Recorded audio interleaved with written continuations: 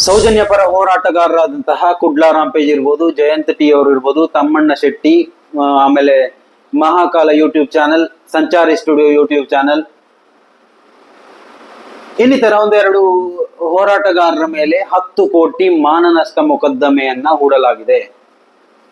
ಸ್ನೇಹಿತರೆ, ಎಲ್ರಿಗೂ ನಮಸ್ಕಾರ. ಇವತ್ತಿನ ಜನತಾ ಎಣ್ಣೆ ಒಂದು ಹೊಸ ವಿಡಿಯೋಗೆ ಎಲ್ರಿಗೂ ಸ್ವಾಗತ. ಇವತ್ತೊಂದು ವಿಶೇಷವಾದಂತಹ ಮಾಹಿತಿಯನ್ನ ಹೇಳ್ತಾ ಹೋಗ್ತೀನಿ. ಕೊನೆಯವರೆಗೂ ನೋಡಿ. ನಿಮ್ಮ ಅಭಿಪ್ರಾಯಗಳನ್ನ ಕಮೆಂಟ್ ಮಾಡೋಕೆ ಮರಿಬೇಡಿ. ಜನತಾ ಏಜೆಂಟನ್ನ ಸಬ್ಸ್ಕ್ರೈಬ್ ಮಾಡಿಕೊಳ್ಳಿ.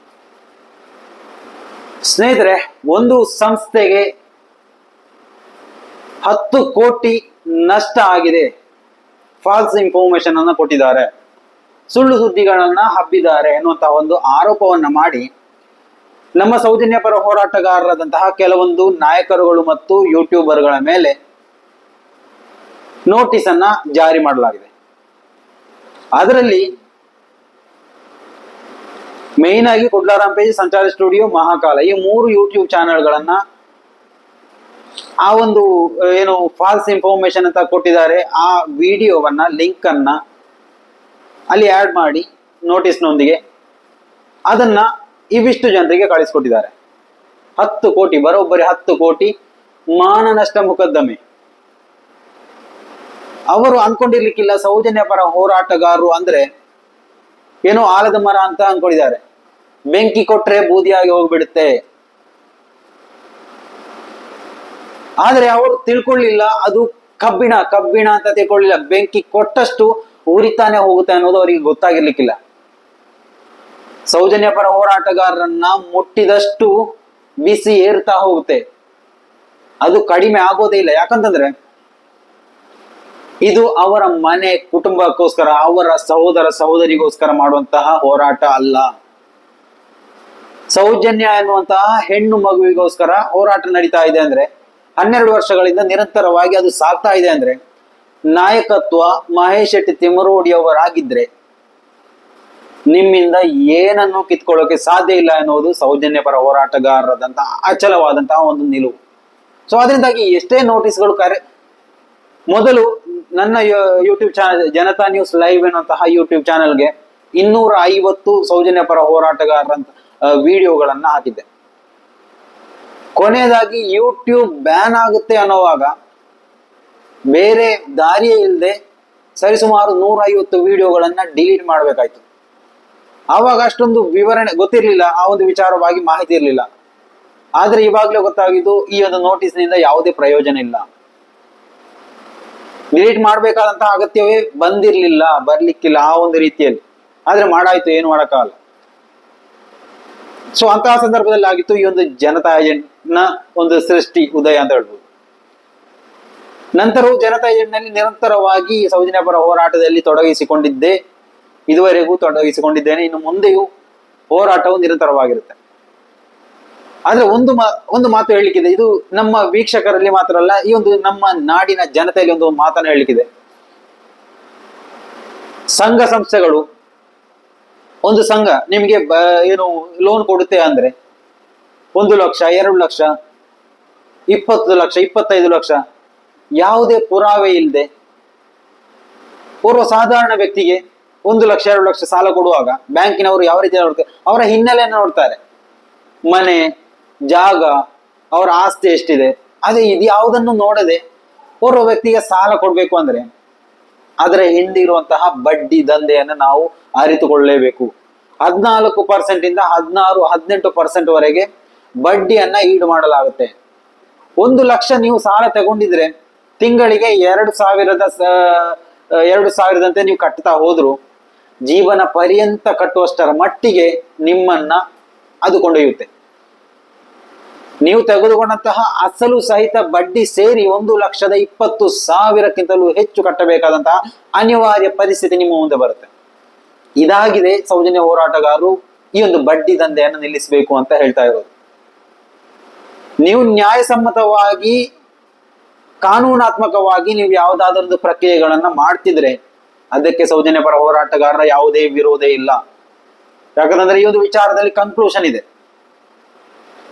ಯಾವುದೇ ಸೌಜನ್ಯ ಪರ ಹೋರಾಟಗಾರರು ಸಾಲ ವ್ಯವಸ್ಥೆಯನ್ನ ವಿರೋಧಿಸಿಲ್ಲ. ಯಾವ ಮುಖಾಂತರ ಕೊಡ್ಬೇಕು, ಏನು ಕಾನೂನಾತ್ಮಕವಾಗಿ ಏನ್ ನಿಮಗೆ ಹಕ್ಕಿದೆಯೋ ಆ ಒಂದು ರೀತಿಯಲ್ಲಿ ಸಾಲ ಕೊಡಿ. ಕಟ್ಟಿಲ್ಲ ಅಂದ್ರೆ ನೋಟಿಸ್ ಕಳಿಸುವಂತಹ ಒಂದು ಸಿಸ್ಟಮ್ ನಮ್ಮ ಕಾನೂನು ವ್ಯವಸ್ಥೆಯಲ್ಲಿ ಇದೆ, ಅದನ್ನ ಮಾಡಿ. ಕಳೆದ ಒಂದೆರಡು ದಿವಸಗಳ ಮೊದಲು ಒಂದು ಆಡಿಯೋನ್ನ ಕೇಳಲಿಕ್ಕೆ ಸಾಧ್ಯ ಆಯಿತು. 25 ಲಕ್ಷ ಸಾಲ ತೆಗೆದುಕೊಂಡಂತಹ ಓರ್ವ ವ್ಯಕ್ತಿ 4-5 ತಿಂಗಳಿನಿಂದ ಸಾಲ ಕಟ್ಟದೇ ಇದ್ದಂತಹ ಒಂದು ಸಂದರ್ಭದಲ್ಲಿ ಯಾವುದೇ ನೋಟಿಸ್ ಆಗಿರ್ಲಿ ಅಥವಾ ಇನ್ನಿತರ ಯಾವುದೇ ಪ್ರಕ್ರಿಯೆಗಳು ಅಲ್ಲಿ ನಡೆಯೋದಿಲ್ಲ. ಅವರೇ ಆಶ್ಚರ್ಯ ಪಡ್ತಾರೆ, ಈ ಇಷ್ಟೊಂದು ದೊಡ್ಡ ಸಾಲವನ್ನ ಕಟ್ಟಿಲ್ಲ ಅಂದ್ರೂ ಒಂದು ನೋಟಿಸ್ ಸಮೇತ ಮನೆಗೆ ಬರುವುದಿಲ್ಲ. ಆದ್ರೆ ಇದು ಯಾವ ರೀತಿಯಲ್ಲಿ ನಡೆಯುತ್ತೆ? ಅದಕ್ಕೆ ಹೇಳುದು, ಇದು ಪಕ್ಕಾ ಕಾನೂನು ಬಾಹಿರ ಚಟುವಟಿಕೆ. ಸಂಸ್ಥೆ ಎಷ್ಟೇ ದೊಡ್ಡದಾಗಿರ್ಲಿ ಆ ಒಂದು ವಿಚಾರಕ್ಕೆ ಹೋಗುವುದಿಲ್ಲ ಖಂಡಿತವಾಗಿಯೂ. ಈ ಒಂದು ಬಡ್ಡಿ ದಂಧೆಯ ಕುರಿತಾಗಿ ಸೌಜನ್ಯ ಪರ ಹೋರಾಟಗಾರರು ವಿರೋಧ ವ್ಯಕ್ತಪಡಿಸಲು ಕಾರಣವೇನು ಎನ್ನುವುದನ್ನ ನಿಮ್ಮ ಮುಂದೆ ಹೇಳ್ತಾ ಹೋಗ್ತೀನಿ ಅಷ್ಟೇ. ಇದು ಕಾನೂನಾತ್ಮಕವಾಗಿ ನಡೀತಾ ಇಲ್ಲ, ಕಾನೂನು ಬಾಹಿರ ಚಟುವಟಿಕೆ. ಅಂದ್ರೆ ನಮ್ಮ ಕರೆಕ್ಟ್ ಆಗಿ ನೋಡಿದ್ರೆ ದೇಶದ್ರೋಹ ಅಂತಾನೆ ಹೇಳ್ಬೋದು. ನಮ್ಮ ದೇಶವನ್ನ ತೆರಿಗೆಯನ್ನ ವಂಚನೆ ಮಾಡಿ ದೇಶಕ್ಕೆ ಏನು ಕಟ್ಟಬೇಕಾದಂತಹ ತೆರಿಗೆ ವಂಚಿಸಿ ಜನಸಾಮಾನ್ಯರಿಗೆ ಕೊಟ್ಟು ಅಲ್ಲಿಂದ ಬಡ್ಡಿಯನ್ನ ಪಡೆಯುವುದು. ಈ ಇಷ್ಟೊಂದು ದುಡ್ಡು ಎಲ್ಲಿಂದ ಬರುತ್ತೆ ಅದಾದ್ರೂ ಗೊತ್ತಾ? ಭಕ್ತಾಭಿಮಾನಿಗಳು ಧರ್ಮಸ್ಥಳವನ್ನ ಹೋಗುವಂತ ಸಂದರ್ಭದಲ್ಲಿ ಹುಂಡಿಗಳಿಗಿರ್ಬೋದು ಅಥವಾ ಇನ್ನಿತರ ಯಾವುದೇ ದೇಣಿಗೆಗಳ ರೀತಿಯಲ್ಲಿ ನೀಡುವಂತಹ ಲಕ್ಷಗಟ್ಟಲೆ ಕೋಟಿಗಟ್ಟಲೆ ದುಡ್ಡನ್ನ ಮತ್ತೆ ಅದೇ ರೀತಿಯಲ್ಲಿ ಜನಸಾಮಾನ್ಯರಿಗೆ ನೀಡಿ ಬಡ್ಡಿ ರೂಪದಲ್ಲಿ ದುಪ್ಪಟ್ಟಾಗಿಸುವಂತಹ ಒಂದು ಪ್ರಯತ್ನ.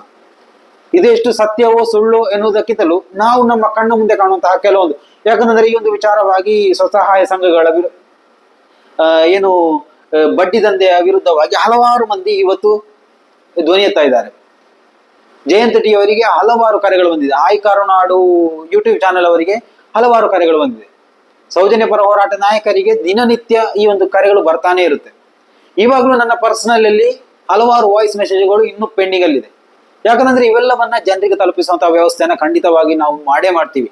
ಯಾಕಂದ್ರೆ ಈ ಒಂದು ವ್ಯವಸ್ಥೆಯಿಂದ ಜನಸಾಮಾನ್ಯರು ಎಷ್ಟು ಕಷ್ಟಪಡ್ತಾ ಇದ್ದಾರೆ. ಈ ಮಾತನ್ನ ಹೇಳುವಾಗ ನೀವು ಸಾಮಾನ್ಯವಾಗಿ ಕ್ವಶನ್ ಮಾಡ್ಬೋದು, ಯಾಕೆ ತಗೊಳಕ್ ಹೋದ್ರು, ಯಾರು ಹೇಳಿದ್ರು ಲಕ್ಷ ಸಾಲ ತಗೊಳಕ್ಕೆ, ಕಟ್ಟೋಕ್ಕಾಗಿಲ್ಲ ಅಂದ್ರೆ ಯಾಕೆ ತೆಗೋಬೇಕಿತ್ತು? ಈ ಒಂದು ಕ್ವಶನ್ ಸರ್ವೇ ಸಾಮಾನ್ಯವಾಗಿ ಬರುತ್ತೆ. ಆದ್ರೆ ಸ್ವಸಹಾಯ ಸಂಘಗಳಲ್ಲಿ ನೀವು ಅಂದುಕೊಂಡಂತೆ ಅಲ್ಲ. ಸರ್ವಾಧಿಕಾರ ನಿಯಮ, ಸರ್ವಾಧಿಕಾರಿ. ನಾನು ಓರ್ವ ಸರ್ವಾಧಿಕಾರಿ ಆಗಿದ್ರೆ ನಾನು ಏನ್ ಹೇಳ್ತೇನೋ ಅದೇ ಕೊನೆ. ನೀನು ಸಾಲ ತೆಗೋಬೇಕು ಅಂದ್ರೆ ತೆಗೋಬೇಕು, ತೆಗೋಬೇಡ ಅಂದ್ರೆ ತೆಗೋಬೇಡ. 10 ಮಂದಿ ಸದಸ್ಯರಿದ್ರೆ 9 ಮಂದಿಯಲ್ಲೂ ಹೇಳ್ತಾರೆ ನೀವು ತಗೋಬೇಕು ಸಾಲ, ಕಂಪಲ್ಸರಿ ಆಗಿ ನೀವು ಸಾಲ ತಗೊಳ್ಳೇಬೇಕು. ಏನ್ ಮಾಡಕ್ಕಾಗುತ್ತೆ? ಸಾಲ ತಗೊಳ್ಳೇಬೇಕಾಗುತ್ತೆ. ಏನೋ ಆ ಒಂದು ಸಂಘದಲ್ಲಿ ಸೇರಿದ ಮೇಲೆ ಅವರಿಗೆ ಆ ಒಂದು ಚೌಕಟ್ಟಿನಲ್ಲಿ ಕೆಲಸ ಮಾಡಬೇಕಾದಂತಹ ಅನಿವಾರ್ಯ ಪರಿಸ್ಥಿತಿ ಬಂದದೋಗುತ್ತೆ. ಕಷ್ಟ ನಷ್ಟಗಳು ಇರುತ್ತೆ. ಮನೆ ಬಾಡಿಗೆ ಅಥವಾ ಮನೆ ಕಟ್ಟೋಕೆ, ಹಂಚು ಸರಿ ಮಾಡೋಕೆ, ಏನಾದ್ರೊಂದು ವ್ಯವಸ್ಥೆಗಳಿಗಾಗಿ ಉಪಕಾರ ಆಗುತ್ತೇನೋ ಅಂದ್ಕೊಂಡು ತಗೋತಾರೆ. ಆದ್ರೆ ಕಟ್ಟುತ್ತಾ ಬರುವಂತೆ ಇದು ಮುಗಿಯದ ಒಂದು ಅಧ್ಯಾಯ ಅಂತ ಇವರಿಗೆ ಗೊತ್ತಾಗುತ್ತೆ. ಎಷ್ಟೇ ಕಟ್ಟಿದ್ರು ಮುಗಿತಾನೆ ಇರಲ್ಲ. ಯಾಕಂತಂದ್ರೆ ಒಂದು ವಾರ ಕಟ್ಟಿಲ್ಲ ಅಂದ್ರೆ ಪರವಾಗಿಲ್ಲ, ನೆಕ್ಸ್ಟ್ ವಾರ ಕಟ್ಬೋದು. ಆ ಒಂದು ಮೆಂಟಾಲಿಟಿಯಲ್ಲಿ ಜನಗಳು ಇದನ್ನ ಕಟ್ಟುತ್ತಾನೇ ಹೋಗ್ತಾರೆ. ಎಷ್ಟು ಬಡ್ಡಿ ಬರುತ್ತೋ, ಎಷ್ಟು ಅಸಲು, ಯಾವುದು ಅವ್ರಿಗೆ ಗೊತ್ತಾಗಲ್ಲ. ಮುಗಿಯಿತು ಅಂತ ಅವ್ರು ಹೇಳಿದ್ರೆ ಮುಗಿಯಿತು ಅಷ್ಟೇ. ಲೆಕ್ಕಾಚಾರಗಳು ಬರಹದ ಮುಖಾಂತರ ನಡೆಯುತ್ತೆ. ಸೊ ಅದು ಯಾವುದೇ ಕಾನೂನಾತ್ಮಕವಾಗಿ ಯಾವುದೇ ಪ್ರಕ್ರಿಯೆಗಳು ಅಲ್ಲಿ ನಡೆಯುವುದಿಲ್ಲ ಎನ್ನುವುದೇ ಈ ಒಂದು ವಿವಾದಾತ್ಮಕ ಈ ಒಂದು ಬಡ್ಡಿ ದಂಧೆಯನ್ನ ನಿಲ್ಲಿಸಬೇಕು ಎನ್ನುವುದಕ್ಕೆ. ಯಾಕಂದ್ರೆ ಇವತ್ತು ಭಿಕ್ಷಾಟನೆಯನ್ನ ರಾಜ್ಯ ಸರ್ಕಾರ ಯಾವ ರೀತಿಯಲ್ಲಿ ಕೊನೆಗೊಳಿಸ್ತು, ಈ ಒಂದು ಸಮಾಜದಲ್ಲಿ ಭಿಕ್ಷಾಟನೆ ಮಾಡಬಾರ್ದು, ಅಂದ್ರೆ ದುಡ್ಡು ತೆಗೆದುಕೊಂಡು ಭಿಕ್ಷಾಟನೆ ಮಾಡಬಾರ್ದು. ನಾವು ಆಹಾರ ರೂಪದಲ್ಲಿ ಅಥವಾ ಆ ರೀತಿಯಲ್ಲಿ ಕೊಡ್ಬೋದು, ಆದ್ರೆ ಭಿಕ್ಷಾಟನೆ ದುಡ್ಡಿನ ರೂಪದಲ್ಲಿ ಮಾಡಬಾರ್ದು, ನಿಷೇಧ ಆಗಿದೆ. ಅದೇ ರೀತಿಯಲ್ಲಿ ಈ ಬಡ್ಡಿ ದಂಧೆಯನ್ನ ಯಾಕೆ ನಿಷೇಧ ಮಾಡ್ತಾ ಇಲ್ಲ? ಜನರ ಒಪ್ಪತ್ತಿನ ಊಟದ ಮೇಲೆ ಚೆಲ್ಲಾಟವಾಡ್ತಾ ಇರುವಂತಹ ಇಂತಹ ಬಡ್ಡಿ ದಂಧೆ ಸಂಸ್ಥೆಗಳನ್ನ ಯಾಕೆ ನಿರ್ಮೂಲನೆ ಮಾಡ್ಲಿಕ್ಕೆ ಸಾಧ್ಯ ಆಗ್ತಾ ಇಲ್ಲ? ಜಯಂತಿ ಟಿ ಅವರು ನಿನ್ನೆ ಒಂದು ವಾಯ್ಸ್ ಅನ್ನ ಕಳಿಸಿದ್ರು. ಬಂಟ್ವಾಳ ಠಾಣೆಯಲ್ಲಿ ಹೋಗಿ ಕಂಪ್ಲೇಂಟ್ ಕೊಟ್ರೆ ಅವರು ತಿರ್ಗಾ ಕ್ವಶನ್ ಕೇಳ್ತಾರೆ, ಅಂಬಾನಿಯ ಕೆಲಸಗಾರರು ಏನಾದ್ರೂ ತಪ್ಪು ಮಾಡಿದ್ರೆ ಅಂಬಾನಿ ಮೇಲೆ ಕೇಸ್ ದಾಖಲು ಮಾಡ್ತೀರಾ ಅಂತ. ಅಂಬಾನಿಯ ಮೇಲೆ ಕೇಸ್ ದಾಖಲು ಮಾಡ್ಬೇಕು ಅಂತಿದ್ರೆ ಮಾಡ್ಲೇಬೇಕಾಗುತ್ತೆ. ಓರ್ವ ಗುರು ಶಿಷ್ಯರ ಸಂಬಂಧದಲ್ಲಿರುವಂತಹ ಒಂದು ಆಶ್ರಮದಲ್ಲಿ ಶಿಷ್ಯಂದಿರು ನಿರಂತರವಾಗಿ ತಪ್ಪು ಮಾಡ್ತಾ ಇರುವಾಗ ಆ ಗುರುವನ್ನೇ ಹಿಡಿಬೇಕು. ಯಾಕಂದ್ರೆ ಆ ಗುರುವಿನಿಂದ ಪಡ್ಕೊಳ್ಳುವಂತಹ ಆ ಪಾಠದಿಂದ, ವಿದ್ಯೆಯಿಂದ ಆಗಿದೆ ಆ ಶಿಷ್ಯಂದಿರು ಅಂತಹ ತಪ್ಪು ಕೆಲಸಗಳನ್ನ ಮಾಡ್ತಾ ಇರೋದು. ಸೊ ಅದರಿಂದಾಗಿ ಗುರುವನ್ನು ಯಾವುದೇ ರೀತಿಯಲ್ಲಿ ಬಂಧಿಸೋಕ್ ಆಗಲ್ಲ, ಅವರ ಮೇಲೆ ಆಕ್ಷನ್ ತಗೊಳಕ್ ಆಗಲ್ಲ ಅಂದ್ರೆ ಇದು ಎಲ್ಲಿಯ ನಿಯಮ? ಪೊಲೀಸರ ಆ ಒಂದು ಕಾನೂನು ವ್ಯವಸ್ಥೆಯಲ್ಲಿ ಕೆಲಸ ಮಾಡಿ ಇನ್ನೊಬ್ಬರ ಕಾಲಿನಡಿಯಲ್ಲಿ ಕೆಲಸ ಮಾಡುವಂತಹ ಒಂದು ಚರ್ಯೆಯನ್ನ ಬಿಟ್ಟು ಬಿಡಿ ಅಂತ ಸೌಜನ್ಯ ಹೋರಾಟಗಾರರು ಪದೇ ಪದೇ ಎಚ್ಚರಿಸ್ತಾ ಇದ್ದಾರೆ. ಸ್ನೇಹಿತರೆ, ಇವತ್ತು ಸೌಜನ್ಯ ಹೋರಾಟಗಾರರ ಮೇಲೆ ಏನು ಮಾನನಷ್ಟ ಮೊಕದ್ದಮೆ ಹಾಕಿದ್ದಾರೆ, ಇದು ದೊಡ್ಡ ವಿಷಯನೇ ಅಲ್ಲ. ಸೌಜನ್ಯ ಪರ ಹೋರಾಟಗಾರರಿಗೆ ಕಾನೂನಾತ್ಮಕವಾಗಿ ಯಾವ ರೀತಿಯಲ್ಲಿ ಮುಂದೆ ಸಾಗಬೇಕು ಅನ್ನೋದು ಚೆನ್ನಾಗಿ ಗೊತ್ತಿದೆ. ಕಾನೂನಿನ ಅರಿವಿದ್ದುಕೊಂಡೇ ಸೌಜನ್ಯ ಹೋರಾಟದಲ್ಲಿ ತೊಡಗಿಸಿಕೊಂಡಿದ್ದಾರೆ. ಸೊ ಆದ್ರಿಂದಾಗಿ ಇಂತಹ ಬೆದರಿಕೆಗಳು ಸೌಜನ್ಯ ಪರ ಹೋರಾಟಗಾರರ ಮೇಲೆ ಖಂಡಿತವಾಗಿಯೂ ಸಲ್ಲದು, ನಿಮ್ಮಿಂದ ಸಾಧ್ಯನೂ ಇಲ್ಲ. ಸೊ ಆದ್ರಿಂದಾಗಿ ಕಾನೂನಾತ್ಮಕವಾಗಿ ಯಾವ ರೀತಿಯಲ್ಲಿ ಮುಂದೆ ಸಾಗಕ್ಕಾಗುತ್ತೆ ಆ ಒಂದು ಪ್ರಕ್ರಿಯೆಯೊಂದಿಗೆ ನೀವು ಮುಂದೆ ಸಾಗಿ, ನಾವು ನಮ್ಮ ಹೋರಾಟದೊಂದಿಗೆ ಮುಂದೆ ಸಾಗ್ತೇವೆ. ಸ್ನೇಹಿತರೆ, ನಿಮ್ಮ ಅಭಿಪ್ರಾಯಗಳನ್ನ ದಯವಿಟ್ಟು ಕಮೆಂಟ್ ಮಾಡಿ. ಮುಂದಿನ ಮಾಹಿತಿಯೊಂದಿಗೆ ಮತ್ತೆ ಭೇಟಿಯಾಗೋಣ. ಅಲ್ಲಿವರೆಗೂ ನಮಸ್ಕಾರ.